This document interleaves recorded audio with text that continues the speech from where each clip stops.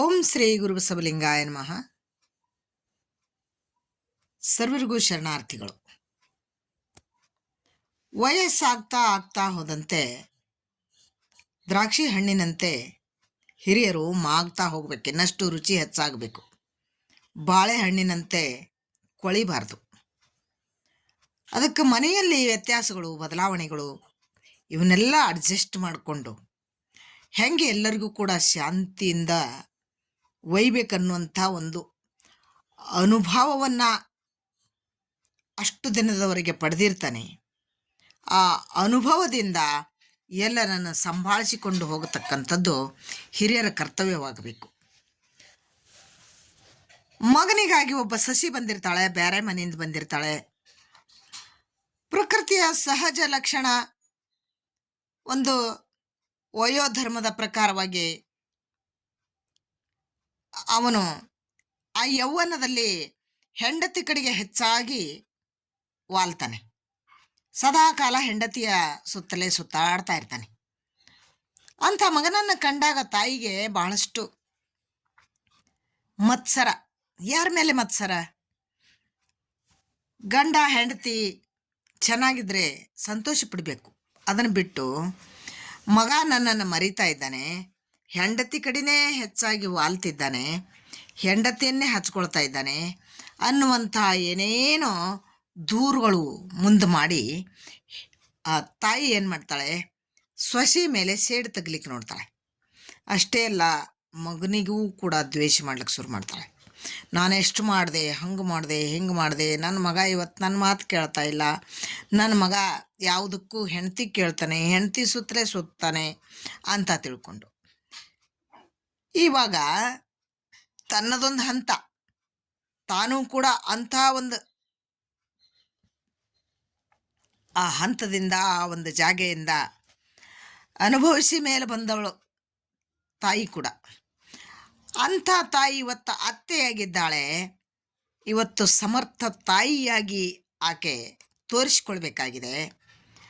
ಆದ್ದರಿಂದ ಪ್ರೀತಿ ಮಾಡುವಂಥ ಒಂದು ವಸ್ತು ಅದು ಆನಂದದಿಂದ ಇರಬೇಕು ಅಂತ ಬಯಸೋದೇ ನಿಜವಾದ ಪ್ರೀತಿ. ನಾವು ಪ್ರೀತಿ ಮಾಡುವಂಥ ವಸ್ತು ನಮ್ಮನ್ನೇ ಪ್ರೀತಿ ಮಾಡಲಿ ಅಂತ ಬಯಸೋದು ಸ್ವಾರ್ಥ.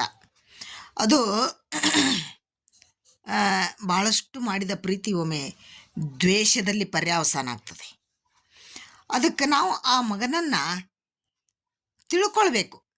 ಈ ಒಂದು ವಯಸ್ಸಿನ ಕಾಲದಲ್ಲಿ ಹೀಗೆ ಹೆಂಡತಿಯ ಒಂದು ಸುತ್ತಮುತ್ತಲೇ ಸುತ್ತುವಂಥ ಒಂದು ಸ್ವಭಾವ ಆ ವಯಸ್ಕರಿಗೆ, ತರುಣರಿಗೆ ಇರ್ತದೆ ಅಂತ ತನ್ನ ಒಂದು ಜೀವನವನ್ನು ಕೂಡ ನೆನಪಿಸಿಕೊಂಡು ಆ ಅನುಭವದಿಂದ ತಾನು ಆ ಜೀವನವನ್ನು ಅಳಿಬೇಕು, ಆ ಜೀವನವನ್ನು ನೋಡಬೇಕು. ಅದೇ ಅನುಭವದಿಂದಲೇ ಇನ್ನೊಬ್ಬರಿಗೂ ಕೂಡ ಬೆಳೆಸಬೇಕು, ಅವರಿಗೆ ಸಹಕಾರ ಮಾಡಬೇಕು. ಅದನ್ನು ಬಿಟ್ಟು ತಾಯಿಯಾದವಳು ಸದಾಕಾಲ ಮಗನಿಗೆ ದೂರ್ತಾ, ದ್ವೇಷ ಮಾಡ್ತಾ, ಮಗ ನನ್ನ ಕೈ ಬಿಟ್ಟು ಹೋದ ಅಂತ ಹೇಳ್ತಾ ಅವನನ್ನು ಇನ್ನಷ್ಟು ಪ್ರೀತಿಯಿಂದ ಅವನು ದೂರ ಸರಿಯಂಗೆ ಮಾಡ್ತಾಳೆ. ಆ ಒಂದು ಮಗನಿಗಾಗಿ ತಂದಂಥ ಒಂದು ಸೊಸೆ, ಆ ಸೊಸೆಯನ್ನು ಭಾಳಷ್ಟು ದ್ವೇಷ ಮಾಡ್ಲಿಕ್ಕೆ ಶುರು ಮಾಡ್ತಾಳೆ. ಅದಕ್ಕೆ ನಾವು ಮಧ್ಯದ ಒಂದು ಸ್ಥಾನದಲ್ಲಿ ಇರೋದನ್ನು ಕಲಿಬೇಕು. ಎಲ್ಲವನ್ನ ಪಾಸಿಟಿವ್ ಆಗಿ, ಅಂದರೆ ನಾವು ಎಲ್ಲವನ್ನ ಯಾವ ಧನಾತ್ಮಕವಾಗಿ ತಿಳ್ಕೊಳ್ಳುವಂಥ ಒಂದು ಮನೋಭಾವ ಬೆಳೆಸ್ಕೊಳ್ಬೇಕು. ಮಗನ ಬಗ್ಗೆನೂ ಕೂಡ ನಾವು ಸ್ವಲ್ಪ ಸಮಾಧಾನದಿಂದಿದ್ದು ಆ ಹಂತ ಮುಗಿದ ಮೇಲೆ ಅವನು ಮತ್ತೆ ತಾನಾಗಿಯೇ ಮರಳ್ತಾನೆ.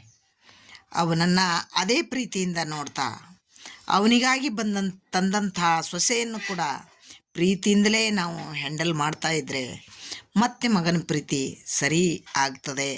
ಅದು ಮತ್ತೆ ಮೊದಲಿನಂತನೇ ಮತ್ತೆ ಎಲ್ಲರನ್ನೂ ಕೂಡ ಸಮಾನವಾಗಿ ಪ್ರೀತಿ ಮಾಡುವಂಥ ಮನೋಭಾವ ಅವನಲ್ಲಿ ಬರ್ತದೆ. ಅದನ್ನು ಬಿಟ್ಟು ನಾವು ಗಡಬಡಿಸಿ ಭಾಳಷ್ಟು ಮಗನಿಂದ ದೂರ ಆಗುವಂಥ ಕೆಲವೊಂದು ಪ್ರಕ್ರಿಯೆಗಳನ್ನು ಮಾಡ್ತೀವಿ.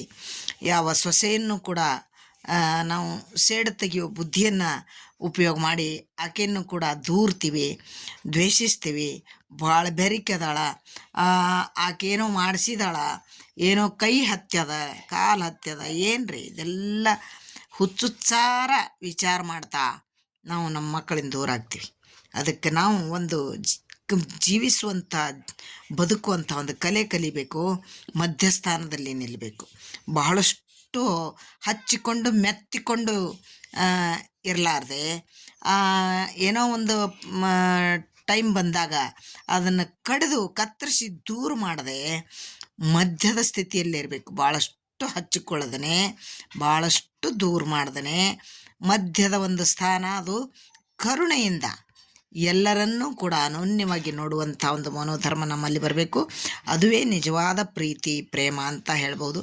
ಅಂಥ ಪ್ರೀತಿ ಪ್ರೇಮ ನಮ್ಮಲ್ಲಿ ಬಂದಾಗ ಆ ಒಂದು ಮಕ್ಕಳು ಕೂಡ ಸರಿಯಾಗಿ ಹಿರಿಯರನ್ನು ನೋಡ್ಕೊಳ್ತಾರೆ. ಅದಕ್ಕೆ ಪಾಸಿಟಿವ್ ವಿಚಾರಗಳನ್ನು ಮಾಡ್ತಾ ಅವರನ್ನು ಒಂದು ಸ್ವಲ್ಪ ತಪ್ಪಿದರೂ ಕೂಡ ಮತ್ತೆ ಸಂಭಾಳಿಸಿಕೊಂಡು ಅವ್ರಿಗೆ ಹೇಳ್ತಾ ಕೇಳ್ತಾ ಮತ್ತೂ ನಮ್ಮ ಪ್ರೀತಿ ಅವರಿಗೆ ಕೊಡ್ತಾ ಇದ್ದರೆ ಅವರ ಒಂದು ಪ್ರೀತಿ ಮತ್ತೆ ಮೊದಲಿನಂತೆ ಮರಳಲಿಕ್ಕೆ ಸಾಧ್ಯ ಇದೆ ಅಂತ ಹೇಳ್ತಾ, ಇಂಥ ಒಂದು ನೀತಿ ಹಿರಿಯರಲ್ಲಿ ಬರಲಿ. ಅದಕ್ಕೆ ನನ್ನ ಮಗ ಹಿಂಗೆ ಮಾಡ್ಯಾನ ಅಂತ ತಿಳ್ಕೊಂಡು ಮನಸ್ಸಿಗೆ ಹಚ್ಚಿಕೊಂಡು ಅದರಲ್ಲೇ ಕೊರಗುತ್ತಾ ಇನ್ನಷ್ಟು ಏನಾದರೂ ಆ ಒಂದು ಪ್ರೀತಿ ಸೆಳ್ಕೊಳ್ಳೋ ಸಲುವಾಗಿ ಆ ಪ್ರೀತಿ ಕಸಿಲಿಕ್ಕೆ ಇನ್ನೊಬ್ಬಳು ಬಂದಾಳ ಅಂತ ದ್ವೇಷ ಮಾಡ್ತಾ ಅವಳ ಜೊತೆಗೆ ವೈರತ್ವವನ್ನು ಕಟ್ಕೊಳ್ತಾ ಏನೋ ಒಂದು ಶಣಿಸಿ ಹಿನಾಯಿಸಿ ಮಾತಾಡ್ತಾ ನಾವು ಇನ್ನಷ್ಟು ದೂರ ಆಗ್ತೀವಿ, ಹೊರತಾಗಿ ಸಮೀಪ ಆಗೋದಿಲ್ಲ. ಅದಕ್ಕೆ ನಾವೆಲ್ಲ ಇಂಥ ಜೀವನದ ಒಂದು ಜೀವಿಸುವಂಥ ಕಲೆಯನ್ನು ಕಲಿಬೇಕು, ಬದುಕುವಂಥ ನೆಲೆಯನ್ನು ತಿಳ್ಕೊಳ್ಬೇಕು. ಅಂದಾಗ ನಾವು ವ್ಯವಸ್ಥಿತವಾಗಿ ಬದುಕಲಿಕ್ಕೆ ಸಾಧ್ಯ ಇದೆ. ಅದಕ್ಕೆ ನಾವು ಯಾರ ಮೇಲೆಯೂ ಕೂಡ ಡಿಪೆಂಡ್ ಆಗದೆ, ಯಾರ ಒಂದು ಸಿಂಪತಿಯನ್ನು ಆಶೆ ಮಾಡದೆ ನಾವು ನಾವಾಗಿ ಇರೋದನ್ನು ಕಲಿತಾಗ ಮಾತ್ರ ನಾವು ಸಮಾಧಾನದಿಂದ ಇರಲಿಕ್ಕೆ ಸಾಧ್ಯ ಇದೆ. ಎಲ್ಲವನ್ನು ಪಾಸಿಟಿವ್ ಆಗಿ ನೋಡ್ತಾ ನಾವು ನಾವಾಗಿರೋಣ, ನಮ್ಮ ಮೇಲೆ ನಾವು ಡಿಪೆಂಡ್ ಆಗಿರೋಣ, ನಮ್ಮ ಅಂತರ್ಯದಲ್ಲಿ ನಾವು ಶಾಂತಿಯನ್ನು ಕಂಡುಕೊಳ್ಳೋಣ ಅಂತ ಹೇಳ್ತಾ ಕೇಳಿದ್ದಕ್ಕೆ ಧನ್ಯವಾದಗಳು. ಈ ಮಾತುಗಳಿಗೆ ವಿರಾಮ ಕೊಡೋಣ. ಶರಣು ಶರಣಾರ್ಥಿ.